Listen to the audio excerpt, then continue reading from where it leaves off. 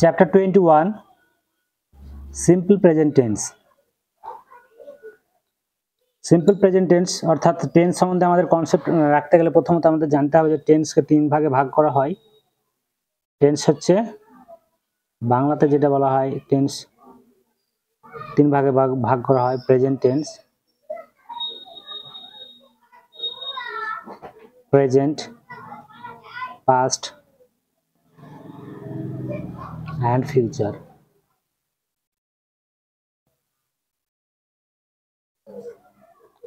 Future tense, এই টেন্সকে তিন ভাগে ভাগ করা হয়।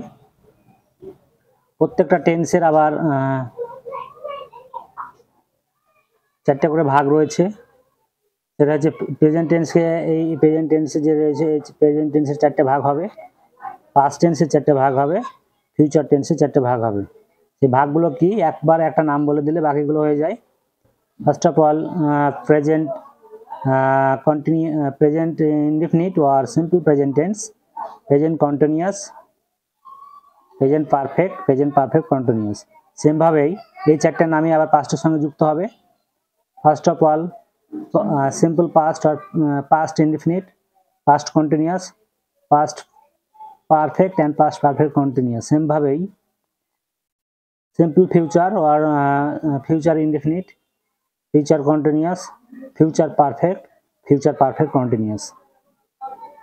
So first of all today we will discuss about simple present tense, and simple present tense that is called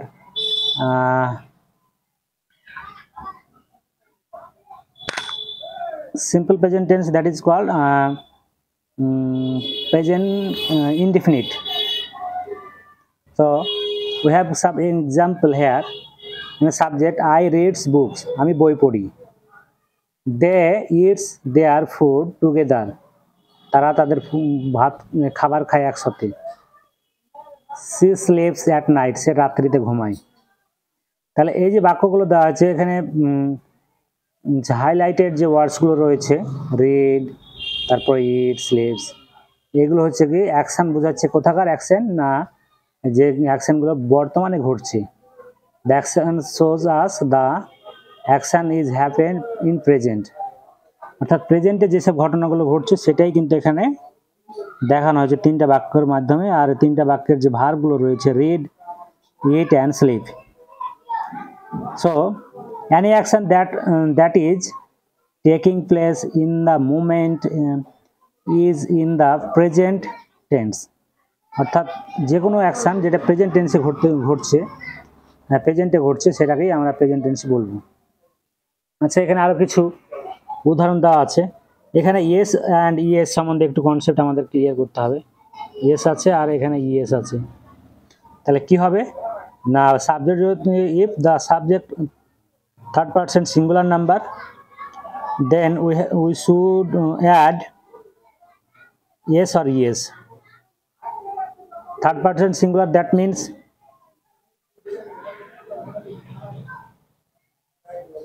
he, she,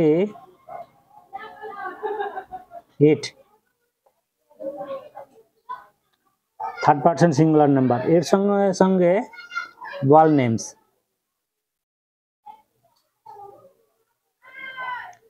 ওয়াল নেমসও এর সঙ্গে অ্যাড হয়ে যাবে।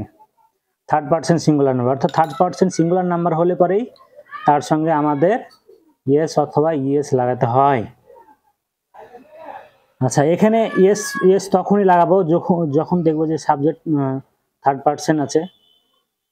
আর ইয়েস কখন লাগাবো না, যখন দেখবো যে ভার্বটা আমার ভার্বের শেষের যে লেটারটা রয়েছে সেটা শেষ হয়েছে ও, এসএইচ, সিএইচ, এক্স, তখনই আমাদেরকে ইএস বসাতে হবে।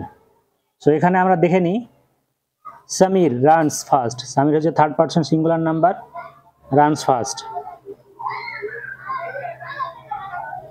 Samir third person singular number, রানের জন্য রানের সঙ্গে ইএস যোগ হয়ে গেছে ফার্স্ট। ফার্স্ট হচ্ছে কি তারপরে 10 গুণ বোঝাচ্ছে, অর্থাৎ এটা হচ্ছে ফার্স্ট হচ্ছে অ্যাডভার্ব। মাই পেট, এখানে third person singular number, likes to drink milk, অর্থাৎ লাইক থেকে লাইকস এস হয়েছে, কারণ কি মাই পেটটা হচ্ছে থার্ড পার্সন সিঙ্গুলার নাম্বার। আস্থা loves swimming. So Astha is third person singular number. That is why love takes a yes. I run. আইটা কিন্তু এখানে থার্ড পার্সন সিঙ্গুলার নাম্বার নয়, সেই কারণে আমার এখানে এস বা ইয়েস যুক্ত হয়নি। উই প্লে, এখানে উইটা থার্ড পার্সন সিঙ্গুলার নাম্বার নয়, সেই কারণে এখানে ইয়েস যুক্ত হয়নি। তাহলে কি বোঝা গেল যে যদি সাবজেক্টের if the subject is singular, তাহলে সেই ক্ষেত্রে উইথ ইয়েস অর ইয়েস আসে, সিঙ্গুলার নাম্বার, থার্ড পার্সন আবার সিঙ্গুলার নাম্বার হতে হবে। নেম অফ ওয়ান পার্সন, অর্থাৎ কোনো পার্সনের নাম যদি বোঝায় সেক্ষেত্রেও আমাদের ইয়েস বা ইয়েস লাগে। আর তার সঙ্গে সঙ্গে এখানে আমি একটু আগে বলেই দিলাম হি, সি, ইট, আর এখানে যে কোনো নাম বোঝালে পারে, ওয়াল নেমস,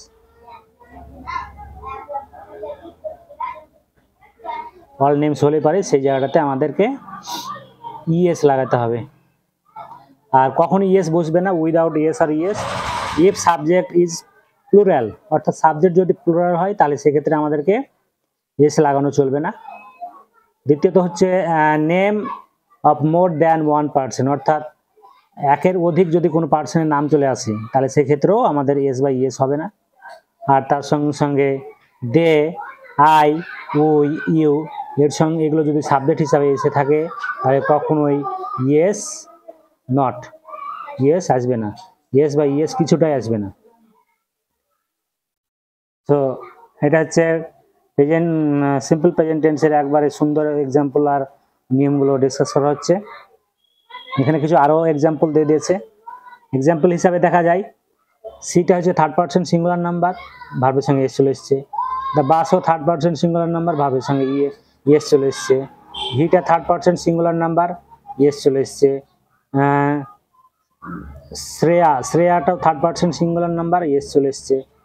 সেই রকমভাবে দে কিন্তু থার্ড পার্সন সিঙ্গুলার নাম্বার নয়, ভার্বের সঙ্গে এসও আসেনি। The buses third person singular number নয়, এস আসেনি। ওই থার্ড পার্সন সিঙ্গুলার নাম্বার নয়, এখানেও এস আসেনি। অর্থাৎ এগুলো কি না, এগুলো টোটালটা হচ্ছে প্লুরাল ফর্ম, অর্থাৎ প্লুরাল ফর্ম। সেই ক্ষেত্রে আমাদেরকে কখনোই ভার্বের সঙ্গে এস নিয়ে আসলে চলবে না। এখানে দুটো নাম এসেছে, আমান অ্যান্ড রাঘব রিডস এ নোভেল। তাহলে দুটো সাবজেক্ট যখন অ্যান্ড দ্বারা যুক্ত হয় তখন ওটা সিঙ্গুলারে প্লুরালে পরিণত হয়, অর্থাৎ ভার্বও আমার প্লুরাল হবে। তো এখানে এস বা ইয়েস হয়নি। তো এই হচ্ছে সিম্পল প্রেজেন্ট টেন্স। এখানে একটি উদাহরণ দেওয়া আছে, সেই উদাহরণটা শেষ করে আমাদের এই আজকের ক্লাস শেষ করব। সেখানে মাই মাদার আছে, এখানে মাই মাদার আছে, কুক আছে অ্যান্ড কুকস আছে, আর কুকস আছে। কি বলছে, মাই মাদার যেহেতু থার্ড পার্সন সিঙ্গুলার নাম্বার, তাহলে সেক্ষেত্রে আমাদেরকে কুকস বসাতে হবে এখানে। হি তো থার্ড পার্সন সিঙ্গুলার নাম্বার, তাহলে কি হবে, রান আছে, রানস আছে, কি হবে, রানস হবে। সেম দ্য ওয়াটার তো থার্ড পার্সন সিঙ্গুলার নাম্বার, তাহলে লিক হবে না লিক্স হবে, লিক্স হবে।